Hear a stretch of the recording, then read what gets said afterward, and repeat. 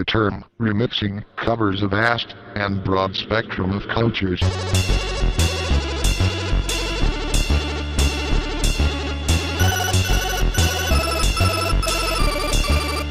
term remixing.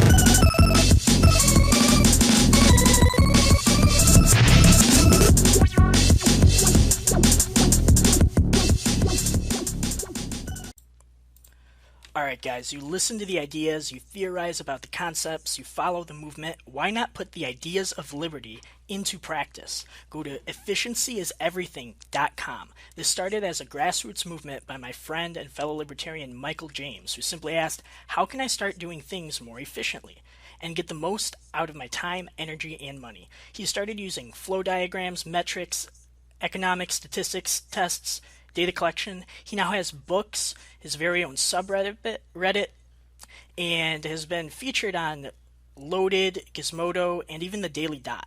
He has optimized time, money, and efficiency on pretty much anything you can think of. I like this idea so much.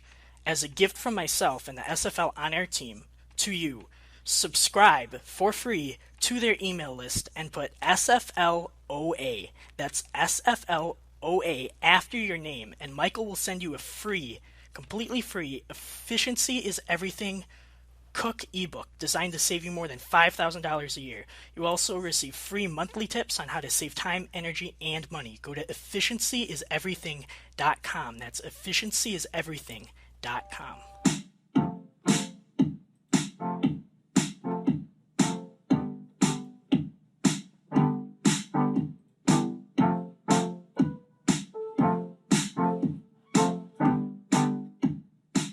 Alright, well this is SFL on air.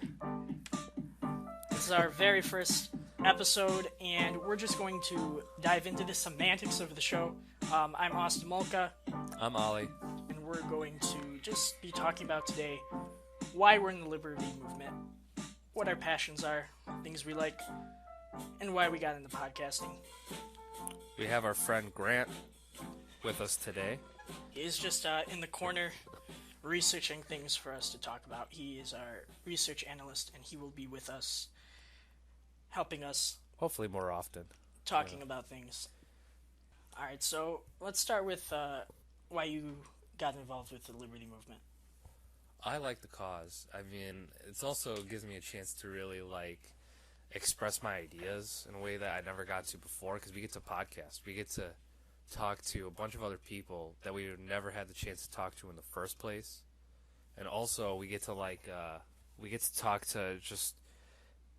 to debate is the thing. Even me and you, even though we have a lot of overlapping ideas, we don't always agree on stuff, but it's a good thing that we get to flex our our intellectual muscles a little bit, and we get to really sharpen the iron of our opinions.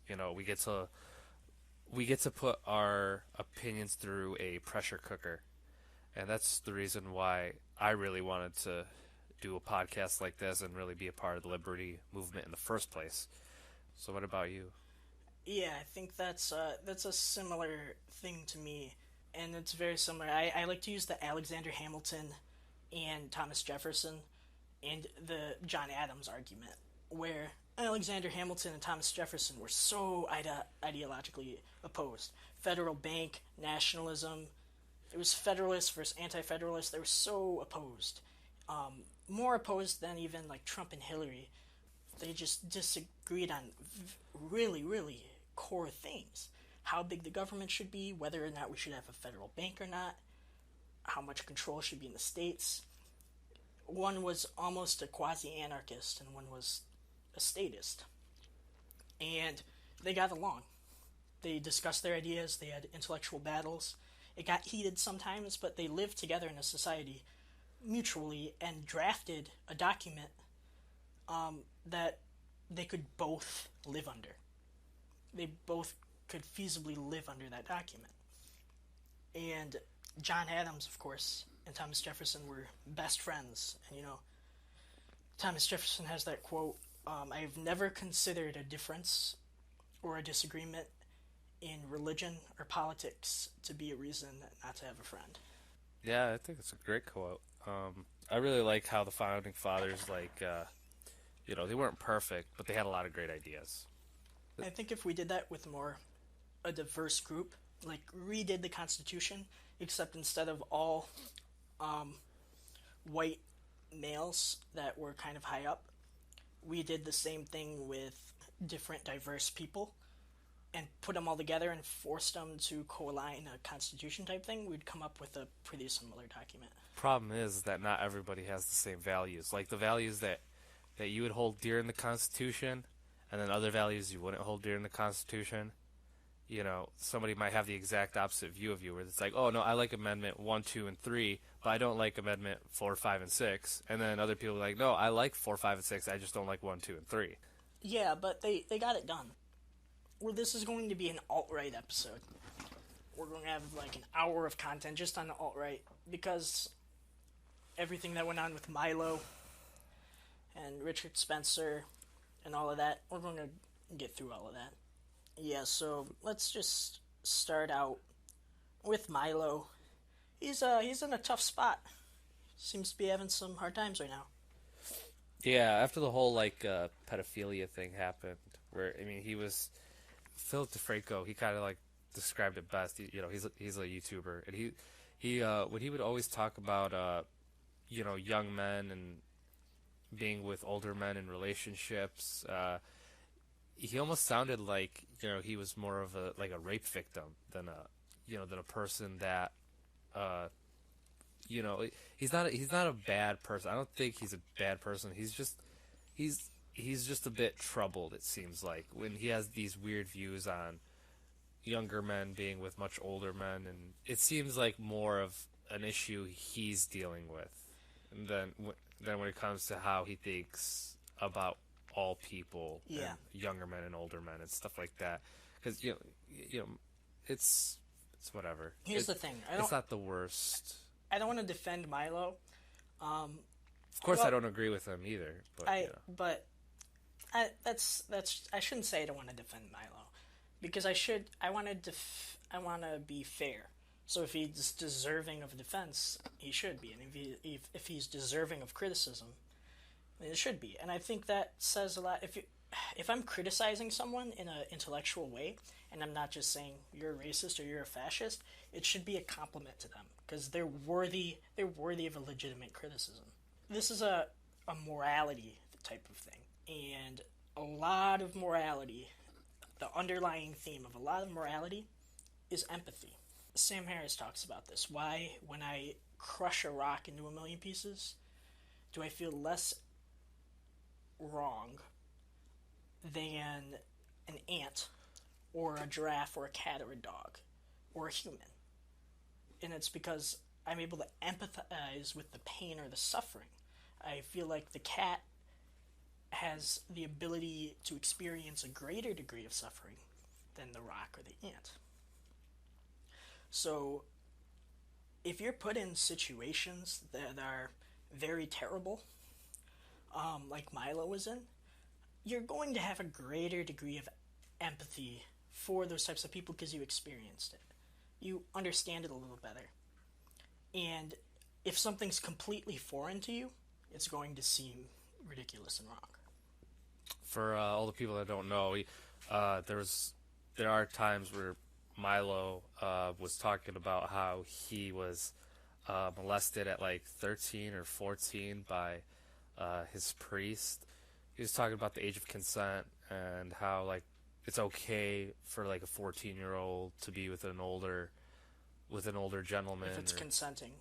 Yeah, I can kind of see where he's coming from, but how many times does a 13 or 14-year-old know what they want, and they're not going to be manipulated by an older person? So you get into this weird gray area of what's the best age of consent? It's not like 18 is a terrible age. Could it be a little younger for other people? Yes, I think so. What is it? In some states it's 16.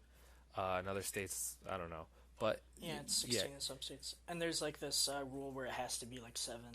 You have to be at least 7 years apart, or 7 years within 6 or 7 years, or something like that, or 4 or something in Michigan. Yeah, okay. But when you're talking about a 14-year-old with a 25-year-old, that's that's a huge leap. I mean, Yeah, you two are on two different wavelengths. One can, the adult can easily manipulate a 14-year-old. Yeah, but The 14-year-old is not ready for a relationship with a 25-year-old ever. our laws, however, are based on a collectivist view that all people are kind of like the same in certain ages. And it's good as a general rule of thumb, but there is individual exceptions where I know how old is she? 15? 14? A 14 or 15-year-old girl that was abused by her parents and had a horrible life. She knew about things she shouldn't have when she was 5 years old. She really had to grow up fast and learned reality very, very quickly from a very young age. And she's 14 or 15 now, living with a bunch of adults in an apartment type thing. She makes money somehow. I'm not sure how. I think she she doesn't do anything like illegal. She doesn't do prostitution or anything like that. The people that she's with are really not that bad, but it is an unfortunate situation. But she makes money like selling things online or selling beauty products or making something like that, and her people around her help her, and she's going to get a job when she's 16. But she's living on her own, grown up in her own house. So let's say she decided to sleep with a 22-year-old that she brought home, she took home. Should the 22-year-old doesn't know her age, she doesn't tell him. In that individualistic sense, that doesn't really conform with the collectivist sense, even though the collectivist view might be accurately reflecting all the situations 99% of the time. There's still individual cases where it's just different. There's always those cases, but you have to have a general rule. You have to have a line somewhere. If you're going to have a government that's looking out for the protection of younger children, where do you draw the line? Is what age? Because in the end, you do have to draw a line. You have to draw a line. But I think that's what the judges and court systems are supposed to be for, is kind of pragmatically looking at individual cases and saying, oh, you don't align here. But that's not really how the court system works, and it's a real hassle for the court system.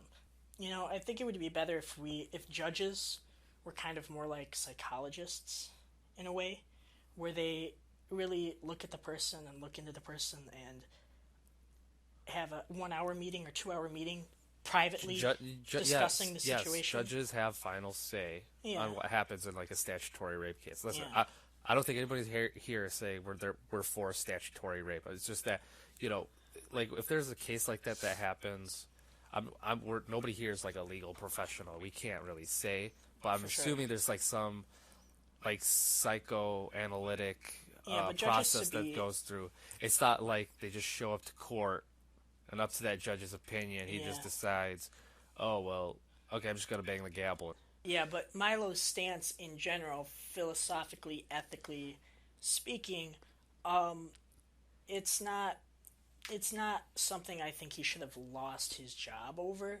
The reason he lost his job is because he said pedophilia. You can't say pedophilia.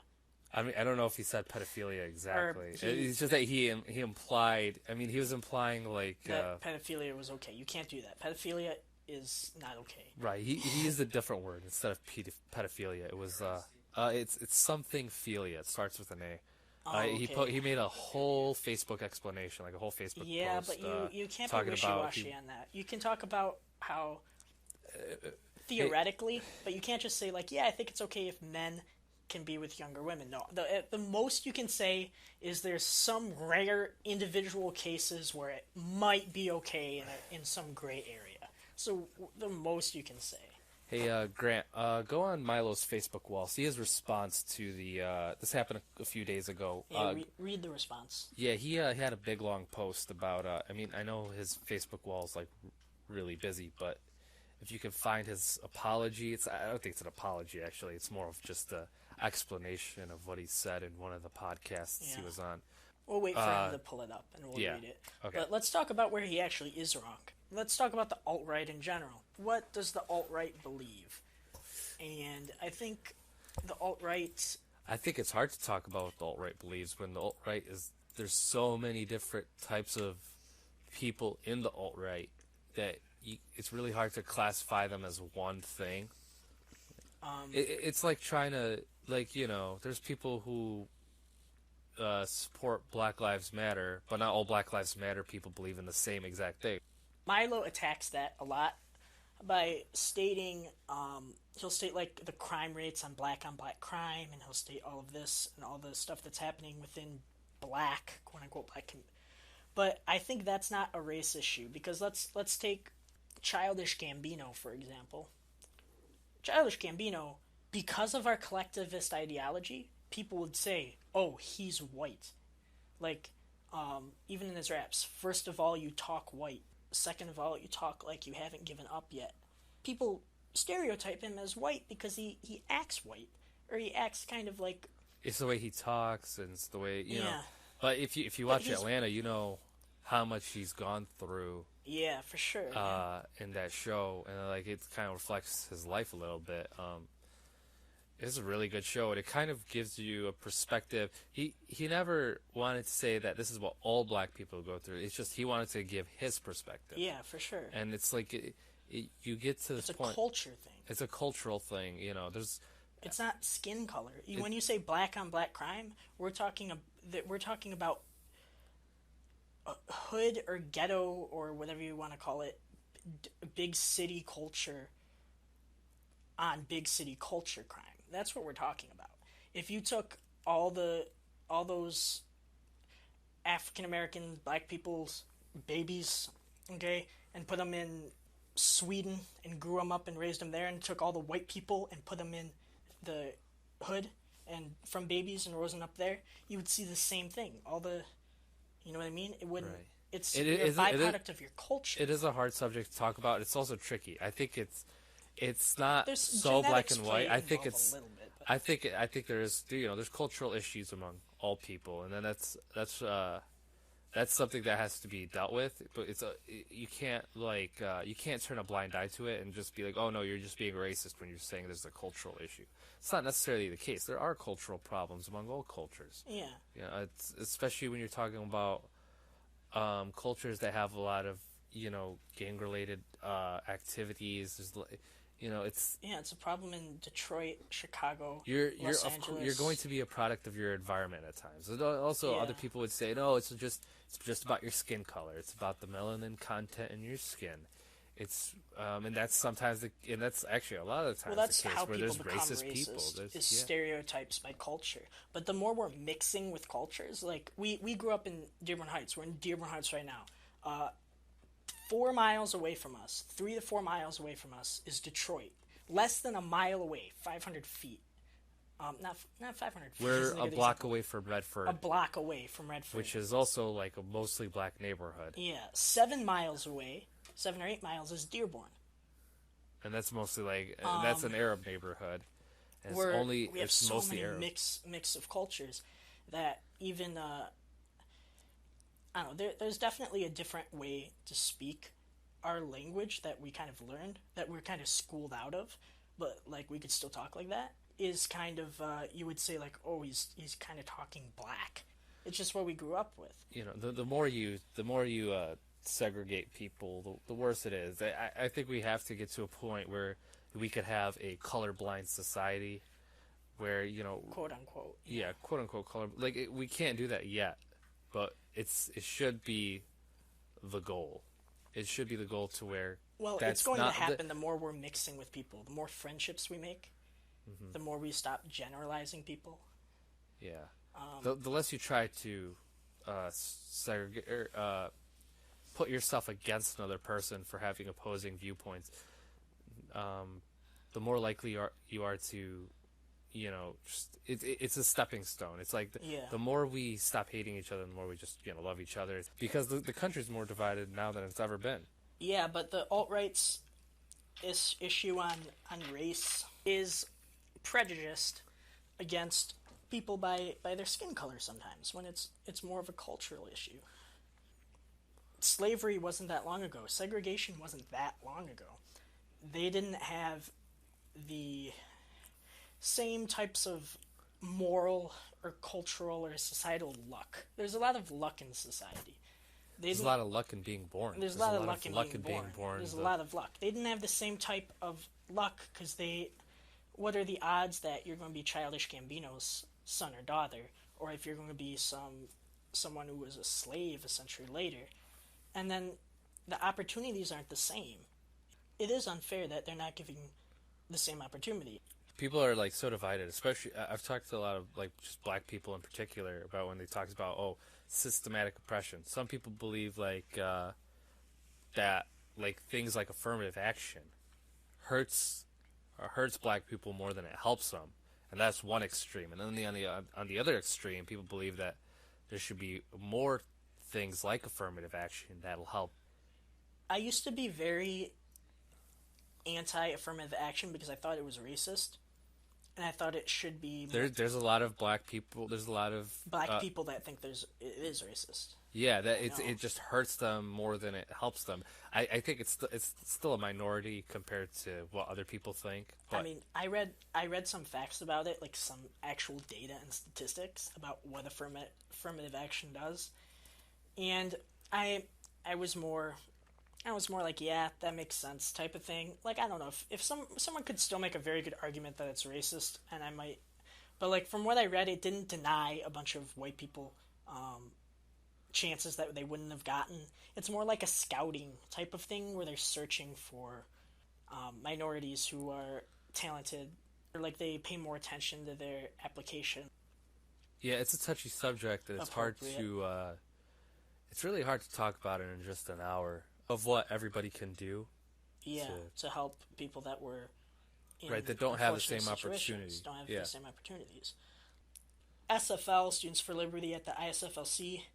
Richard Spencer was invited, kind of as a joke of a troll, and the hotel asked us, like, do you want him to leave? Do you want us to make him leave? And we're like, SFL was like, no, he could stay, whatever. He's not in the conference, he's not speaking. He can stay. And he was eventually escorted out for causing Antifa to show up, and I think I'm pronouncing that right, Antifa. And explain what that is. It's like basically the alt-left. they don't like white culture. You know what I mean? They're racist against white culture or white people, and they've said things like white people shouldn't breed, things like that. And Richard Spencer is more of a white nationalist. He likes white culture. So he got kicked out by the hotel, I think, for causing commotion. But we never said, like, we never silenced him. We have to be careful of what we say is promoting violence, because everyone kind of says that, like, oh, they're fascist, they're fascist, they're fascist. Like, kind of everyone thinks that their ideas promote violence, so it justifies them using violence, you know what I mean? Right. If you can label your adversary as a dangerous person, you justify your actions of violence towards them. Or if you can take an ideology and say they're doing bad things, so we can retaliate by doing bad things to them first, I don't think that's true. And even if they promote violence, it's not the same as actually doing violence. You can criticize them for promoting the violence, and you can say that's ridiculous, which is what I'm saying with Richard Spencer, because what he would want would have to be a violent movement. The Liberty Conservative or whatever came out with an article saying, like, we didn't let Richard Spencer speak, and he never asked. We probably wouldn't have given permission. But it's not like he just showed up because someone in the movement invited him, and the person in the movement never asked permission from anybody higher up to do it. He never did any of that. So we said whatever, he can stay, and then the hotel eventually kicked him out. But we said we denied him free speech, and he was kicked out. But CPAC, okay, very conservative organization, basically the type of conservatives who would have been criticizing ISFLC for what happened to Richard Spencer, even though we didn't do anything. CPAC organizer Dan Schneider, he said that the alt-right. He labeled the alt-right, and I think he might have mentioned Richard Spencer in particular. Was Richard Spencer like taken out of CPAC? He bought a ticket and they kicked him out. And Dan Schneider said that the alt-right are racist left-wing fascists. Racist left-wing fascists. And that's coming from CPAC. That's coming from a very conservative group that are calling the alt-right racists. Grant has found. All right, they found the Milo thing. Yeah. So what happened was he after all that happened, he put out a response saying, between the ages of 13 and 16, 2 men touched me in ways they should not have. One of those men was a priest. My relationship with my abusers is complicated by the fact that at the time I did not perceive what was happening to me as abusive. I could look back now and see that it was. I still don't view myself as a victim, but I am one. Looking back, I could see the effects it had on me in the years after what happened. I fell into alcohol and nihilistic partying that lasted well into my late 20s. My experiences, I scrolled down a little bit, but my experiences as a victim led me to believe I could say anything I wanted to and on this subject, no matter how outrageous. But I understand that the usual blend of British sarcasm, provocation, and gallows humor might have come across as flippancy, a lack of care for other victims, or worse, advocacy. I mean, I'm horrified by that impression. He says down here, I do not advocate for illegal behavior. I explicitly say on the tapes in a section that was cut from the footage you have seen, I think that the current age of consent is about right. Quote, about unquote. right. Yeah, quote unquote about right. About right. I do not believe any change in the legal age of consent is justifiable or desirable. So, okay, he sounds more like that. Yeah, that's exactly. Maybe what take I out thought. the word about. Edit that post right now, Milo. Take out the word about. Do you think that it's wrong to murder 5-year-olds? Yeah, that's about right. Yeah, he's like, I do not believe sex with a 13-year-old is okay. When I mentioned the number 13, I was talking about myself and the age I lost my own virginity. Yeah, it's just a tough subject, you know. For sure. For him to talk. Yeah, he's. It's about right. I'm about right. But yeah, it's a log post. You guys can look it up yourself. I mean, it's probably right about that when he We'll says have about both right. links It's to it, just maybe. the social stigma. He needs to be very careful. But yeah, as I was saying before, like people in cities, they might be more inclined about not overpopulating and being more open-minded about other people, not as cautious, having a more open to experience type of thing.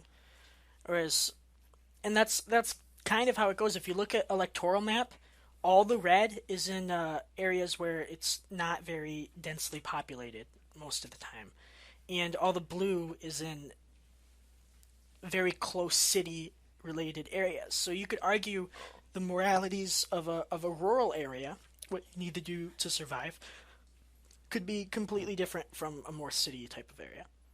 Yeah, you could say somebody that comes from a rural farm area may value personal sovereignty more over collectivism. For sure. Where in places like people who are in liberal, cities, they'll have more of the idea of collectivism and working together to achieve goals that they need done. For sure. So it just all depends. Yeah. There's that theory. I'm plugging that book, The Righteous Mind by Jonathan Haidt.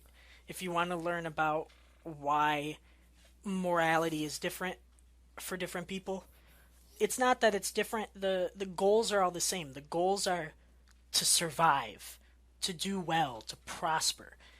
It's just the circumstances are different in some different areas. Sure. So. Oh, wow. Yeah, the election results by county, it looks all red. And Hillary Clinton won the popular vote. the map looks all red. And you know why the map looks all red? Because conservatives tend to be, their values align with being spread out.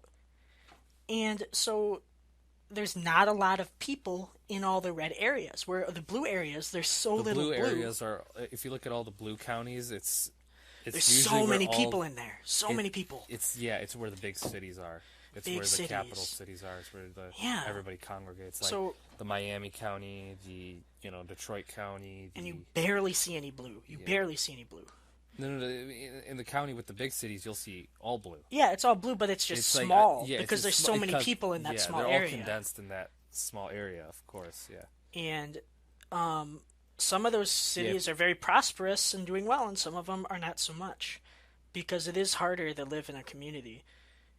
It's kind of ironic because socialism type policies would work best in more conservative areas with less people, and socialist policies are horrible for big cities. Like, look at Detroit. You can't have more Democrat leading economics in big cities. It just doesn't work. That's the whole idea of one government, mass producing the moral values and economic traits of 300 million people, 350 million people. What's our population at? Of all these people, it's ridiculous. It's absurd. It doesn't make any sense whatsoever. But, I mean, generally freedom is the best option, though. If you're going to pick something, the more free something is. Yeah, that's true. It's a matter of how much control do we want our own government to have over its citizens. How much that's a debate that people still have to this day. Even though we're really prosperous compared to this is the most prosperous we've ever been in the history of ever. We've been safer than ever. Safer than ever, true. We don't deal with hunger in this country as other countries do. For sure. Like in most countries are much more well fed than they were just 100 years ago, 200 years ago. We don't deal with mass hunger. Children can be fed in this country very easily. And the more people get rich, the richer people get, the more they're pulling up other people. Which is like, you would like to say go feed the poor, but like Bill Gates has done more for the poor than anyone working at a soup kitchen. I think there's things that are practical that actually help people, and then there's things that make you feel good about yourself. And both of them are important, and you should definitely go to soup kitchens once a month, or once every 3 months if you don't have that much time to donate time. But in the end, that doesn't really help as much as if you became a millionaire. If you became a millionaire, suddenly you're creating more jobs, you're creating more content, more value, you're producing more things for which people can buy and other people can sell, and raising the overall living standards. Yeah, so the alt-right, Grant wrote a note. Glorifying Western culture. Okay, the whole Richard Spencer Western culture thing. Is that a form of tribalism? Like, you can think about that. The Michigan-Ohio State thing. Does that have anything to do with our lives? Why do we get so caught up in Michigan versus Ohio State? Is there any real logical reason? Politics is tribalism in itself. Well, there's two sides, there's two parties, or you're a part of this party and I'm part of this party. It might as well be, oh, you like this team, I like that team. We like having teams. We like having teams. We're tribalistic creatures. That's how we are. It's tough to it's tough to separate ourselves, and look at ourselves objectively at times, especially when it comes to things like politics. We are tribal creatures, but yeah, it's sometimes you have to take a step back and look if Are you trying to separate yourself from your opposing viewpoint, or are you actually listening to the opposing viewpoint, or are you just hearing them and then spouting off what you think is right instead of trying to take in the information that you need? Yeah. Because we're just naturally inclined to separate ourselves. Well, separate ourselves. And separate ourselves into teams, thinking, into groups. and by thinking that our team is bigger and better and more people. Yeah. Grant just did. I want to do the test on us. Don't tell us the answer. But he was just talking about how people overestimate the amount of. There was a study. People overestimate the amount of people that are similar to them. Apparently, tribalistically. We want people to think like us. The way I see it is, we want people to think like us. If they don't think like us, then if people are similar to us, you have a greater moral authority in your positions, almost. Yeah. Grant said if people are more similar, you have more moral authority. I mean, I personally like people to be different than me because I constantly distrust my own thoughts as being a biological predisposition of my environment or genetics or me being stupid. Yeah, they're sharpening your intellectual sword. That's the way I look at it, anyways. You get to sharpen your intellectual sword. You get to really put your ideas in a pressure cooker. I think Sam Harris was the one that said that, but I'm stealing it from him. It's a metaphorical pressure cooker that you're putting your ideas through, and that's what I like. All right, so I'm going to start this out next podcast. After this, we'll post a link. We're going to have question time for like the last 10-15 minutes, and people can post questions, and we're going to have a Twitter and a Facebook page at SFL on air is what we're going to do, at SFL on air. So here's another thing I want to bring up. Martial arts, I think that's something that libertarians would be drawn to naturally, people with that type of philosophy, because it's kind of about individually protecting yourself, martial arts. Austin Peterson makes the argument that martial arts are inherently libertarian or something like that. That makes sense. And it's a problem is that martial arts has like this violent stigma to it still. Well, it's because of Vanderlei Silva. Because of Vanderlei Silva. It's just, Sam Harris was actually talking about the same thing. He always talks about it, where it's like, I've shared the same opinion. I think everybody should try learning how to defend themselves. For sure. At some point or another. Even if it's only for a few classes, trying to understand like how to protect yourself on the ground, how to protect yourself standing up. We could talk about that, and we'll take questions, anything you want. Mostly, we might skip some really stupid questions. That not I shouldn't say stupid, irrelevant, off topic, that are kind of trolly, but we'll answer most of the questions at the end once we get the Twitter page set up. And that's all for now, guys. Think freely, speak openly.